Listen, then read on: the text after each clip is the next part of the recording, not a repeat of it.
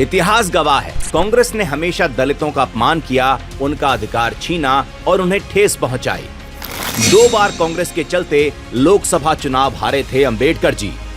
MP विधानसभा में लगी बाबा साहेब अंबेडकर की तस्वीर पर कांग्रेस ने जताई आपत्ति। मंदिर जाने से रोकने के लिए दलितों की पिटाई का मंसूबा रखते हैं कांग्रेस नेता। कांग्रेस नेता ने दलित युवती के साथ की छेड़छाड़। कांग्रेस की आरक्षण विरोधी मानसिकता का कच्चा चिट्ठा उन राज्यों में साफ झलकता है जहां उनकी सरकारें हैं। वहां दलितों का अपमान हो रहा है, उनके आत्मसम्मान पर बार बार चोट की जा रही है। सत्ता के नशे में चूर एक कांग्रेस विधायक ने तो दलित से अपने जूते तक साफ करवाए थे। ऐसी कांग्रेस से दलितों को न्याय की उम्मीद कैसे की जा सकती है? कर्नाटक में SC/ST के लिए आरक्षित सीटें अल्पसंख्यकों को देने की कोशिश की गई थी और ये सब सिद्धारमैया सरकार के तहत हुआ। कांग्रेस की ये चाल दलितों के हकों पर सीधा हमला था। यही नहीं, यूपीए के शासनकाल में 2004 से 2014 तक सोनिया गांधी ने न्यायमूर्ति रंगनाथ मिश्रा समिति का गठन कराया, जिसका एकमात्र उद्देश्य था ओबीसी आरक्षण में कटौती कर उसका 6% हिस्सा अल्पसंख्यकों को दिया जाए। मनमोहन सिंह ने तो यहाँ तक कह दिया कि देश के संसाधनों पर पहला अधिकार अल्पसंख्यकों का है।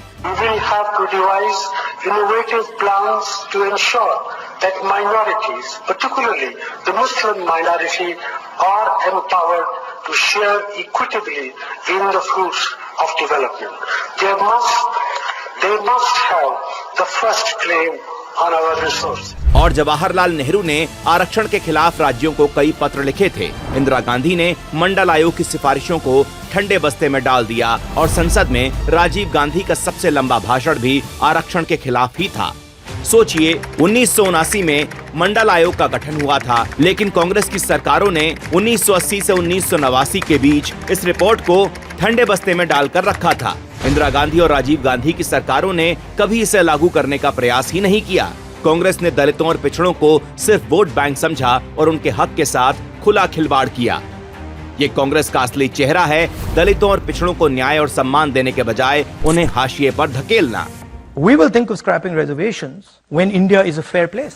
आज राहुल गांधी का दलितों के हिमायती होने का मुखौटा पूरी तरह से उतर चुका है और उनकी असली सच्चाई जनता के सामने आ चुकी है।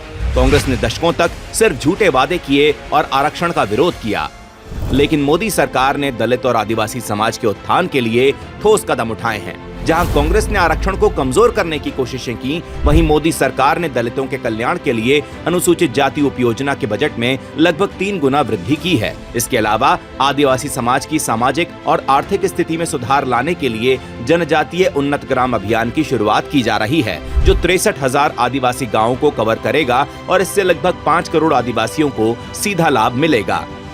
सिर्फ इतना ही नहीं, पीएम मुद्रा योजना और पीएम स्वनिधि योजना जैसी अनेकों जनहितकारी योजनाओं के माध्यम से दलितों और आदिवासियों को आर्थिक रूप से सशक्त बनाने का काम किया गया है।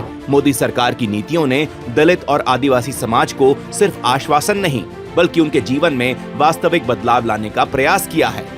ये फर्क साफ है, कांग्रेस ने सिर्फ बातें की, जबकि मोदी सरकार ने जमीनी स्तर पर बदलाव किया। दलितों और आदिवासियों के सशक्तिकरण के लिए असली काम कौन कर रहा है, अब ये हर किसी को दिख रहा है।